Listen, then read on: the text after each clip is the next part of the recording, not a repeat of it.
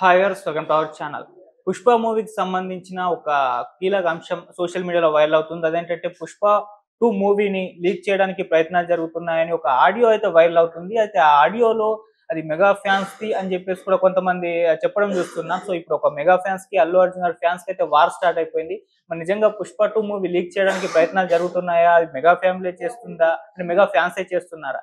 ఏం జరుగుతుందసలు? ఇదే అంశం మీద డిస్కస్ చేయడానికి ప్రెజెంట్ మనతో పాటు జయదేవ్ గారు సీనియర్ జర్నలిస్ట్ ఉన్నారు. వారితో ఒకసారి డిస్కస్ చేసి తెలుసుకుందాం. సార్ నమస్కారం సార్. నమస్తే. సార్ 'పుష్ప 2' మూవీ సో ఇంకొక 1 వీక్ ఉంది సార్ రిలీజ్‌కి. 1 వీక్ ఆర్ 10 డేస్ అనుకోండి. సో ఇంతలోపే ఒక ఆడియో వైరల్ అయిపోతుంది సోషల్ మీడియాలో. ఆ ఆడియోలో ఏముందంటే అది 'పుష్ప 2' మూవీని ఎలా లీక్ చేద్దాం అన్నట్టుగా ప్లాన్‌లు చేసుకున్నట్టుగా ఆ ఆడియోలో ఉంది. సో ఇది మెగా ఫ్యాన్సే చేస్తున్నారని చెప్పేసి అల్లు అర్జున్ గారి ఫ్యాన్స్‌కి, అటు మెగా ఫ్యాన్స్‌కి మధ్య ఒక వార్ అయితే స్టార్ట్ అయిపోయింది సార్. అసలు మీరేం చెప్తారు దీని గురించి? నిజంగా ఆడియో మెగా ఫ్యాన్స్‌దేనా? అసలు ఆడియోలో క్లియర్‌గా ఏముంది సార్? నిజంగా మెగా ఫ్యాన్స్ కుట్ర పన్నేలాగా ఉంటే సినిమా ఎంతవరకు ఆడుతుంది, ఆడదు అనేది పక్కన పెడితే ఎవరిష్టం వాళ్ళది. ఏ సినిమాకైనా ఎవరు బలవంతంగా ఈడ్చుకుంటూ వెళ్ళి సినిమా చూపించలేరు. అలా అని టికెట్లు పంచారనుకోండి, చూడండి బాబు మా సినిమా చూడండి, మా సినిమా చూడండి అని నష్టం వాళ్ళకే. వాళ్ళే డబ్బులు పెట్టుకొని చేసుకోవాలి. అల్టిమేట్‌గా ప్రొడ్యూసర్ అనేవాడు దెబ్బతింటాడు. ఇకపోతే ఈ ఆడియో లీకులు అంటారా? ఎప్పుడైతే మహానుభావుడు ప్రశాంత్ కిషోర్ అనే వ్యక్తి పొలిటికల్ స్ట్రాటజిక్ మేనేజర్ లాగా 2014-15 టైంలో వినపడింది ఆయన పేరు. అప్పుడు ఎంటర్ అయ్యారో ఇట్లాంటి జిమ్మిక్కులు ఇట్లాంటివన్నీ కూడా సర్వసాధారణం అయిపోయాయి. అంటే ఇప్పుడు వైఎస్ఆర్సీపీకి సపోర్ట్ చేసిన సందర్భంలో వైఎస్ఆర్సీపీలోనే అప్పుడు ప్రభుత్వంలో ఒక వర్గం దీనికి యాంటీగా పోస్ట్ చేయడం, అంటే వాళ్ళు ఏదో టీడీపీకి ఫేవర్గా ఉండేలాగా పోస్ట్ చేసినట్టు చేయడం, దాన్ని మళ్ళీ వీళ్ళు తిప్పికొట్టడం, ఇట్లాంటి జిమ్మిక్కులు కొన్ని ప్లే చేశారు. సో ఇప్పుడు కూడా ఇట్లాంటి స్ట్రాటజిక్ అనేవి ఒకరు చూశాక మరొకరు స్టార్ట్ చేశారు.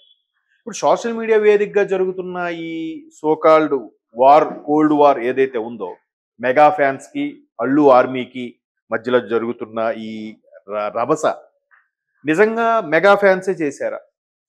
మెగా ఫ్యాన్స్ చేస్తే వాళ్ళు జాగ్రత్త పడతారు. సరే, మెగా ఫ్యాన్స్ చేసింది అందులో ఉండే ఒక వర్గము బన్నీ ఫ్యాన్స్గా విడిపోయారు, బన్నీ ఫ్యాన్స్ వచ్చి ఆ ఆడియోని పెట్టారు అనుకుందాం.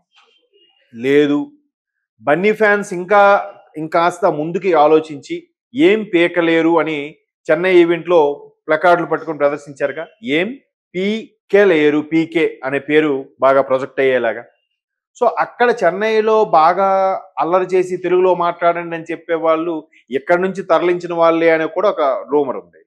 సో ఇట్లాంటి ఫ్యాన్ బేస్ తెలుగు వాళ్ళు ఉన్నప్పుడు, లేదా ఇక్కడున్న ఫ్యాన్స్ అసోసియేషన్లే డబ్బులు ఇచ్చి మరీ టికెట్లు ఇచ్చి పంపించారా అనేది ఒక క్వశ్చన్ మార్క్ ఉంది. అయితే అట్లాంటి ఫ్యాన్ బేస్ ఉన్న వీళ్ళకి సో వీళ్ళే అలాగ మాట్లాడి క్రియేట్ చేసి ఇలా లీక్ చేస్తే ఏదైతే ఏం పేకలేరు అంశము బాగా వైరల్ అయ్యిందో, ఒక సానుభూతినో లేదంటే అల్లు అర్జున్ గారు రాబోయే సినిమా 'పుష్ప 2'కి హడ్డిల్స్, ఆటంకాలు లేకుండా హిట్ అవ్వాలంటే ఇట్లాంటివి రైట్ చేసి సానుభూతి పొందాలని కూడా చేసుండొచ్చు.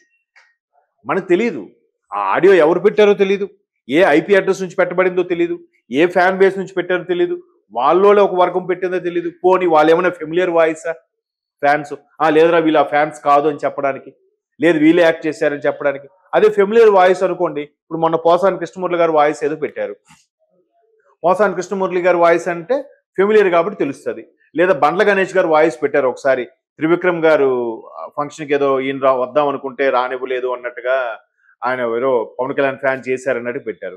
సో బండ్ల గణేష్ గారు వాయిస్ కూడా ఫెమిలియర్ కాబట్టి మన వ్యక్తింది అని మనం ఓకే అనుకోవచ్చు. దాన్ని కూడా మిమిక్రీ అంటున్నారు, అది ఎంతవరకు వాస్తవమో తెలియదు.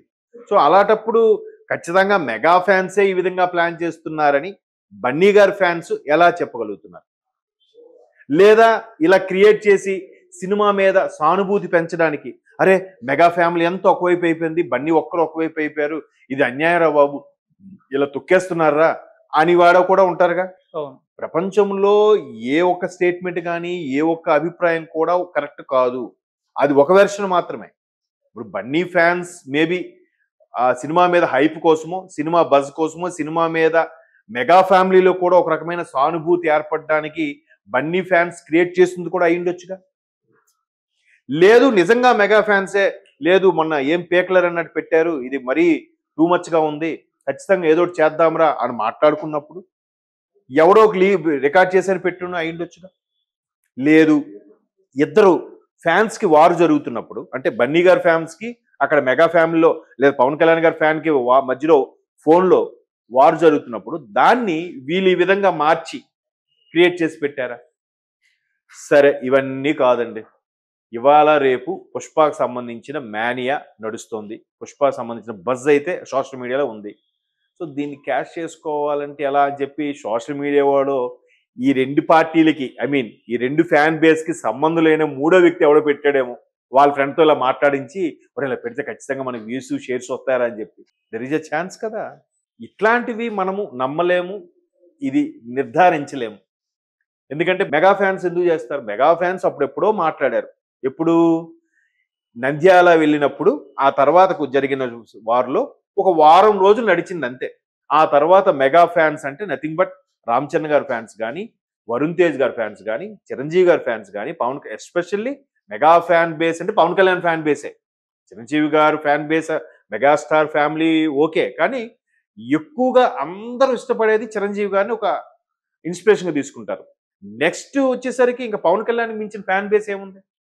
సో పవన్ కళ్యాణ్ గారి ఫ్యాన్స్ అంటే ఆటోమేటిక్గా చిరంజీవి గారు నచ్చుతారు, రామ్ చరణ్ నచ్చుతారు, వరుణ్ తేజ్ నచ్చుతారు, సాయిధరం తేజ్ నచ్చుతారు, అందరినీ నచ్చుతారు, అందరినీ ఇష్టపడతారు.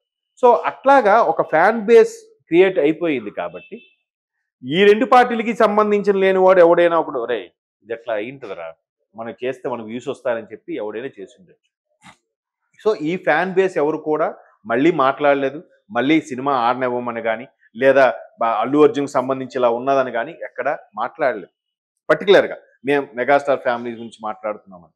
మొన్న కూడా ఎక్కడో ట్రోల్ చూశాను ఒకడు జెండా పట్టుకొని పవన్ కళ్యాణ్ పట్టుకొని ఉన్నాడు. వాడికి అడుగుతున్నారు అనమాట, బాబు నెక్స్ట్ పుష్ప బన్నీ ఉంటుంది, బన్నీ ఎవరండి, బన్నీ ఎవరు మాకు తెలియదండి, మాకు తెలిసిందంతా చిరంజీవి గారు, పవన్ కళ్యాణ్ గారు, రామ్ చరణ్ గారు అంతే అని మాట్లాడుతున్నారు. అంటే ఊరికే అక్కడ మాకు ప్లీజ్ దాని గురించి అడగొద్దు, అనవసరం మీరు కాంట్రవర్సీ చేయొద్దు అని చెప్పి అక్కడ నుంచి వెళ్ళిపోయాడు పవన్ కళ్యాణ్ గారు జెండా పట్టుకొని. సో అట్లా ఉన్నారు తప్ప మేము మెగాస్టార్ ఫ్యామిలీస్ అని చెప్పి చిరంజీవి గారు బొమ్మ పెట్టి, పవన్ కళ్యాణ్ బొమ్మ పెట్టి కావాలని బన్నీ గారిని దుయ్యి పట్టే సాహసం అయితే లైవ్లో కానీ వీడియో రికార్డింగ్ అని ఎవరు పెట్టలేదుగా. Only audio leaks.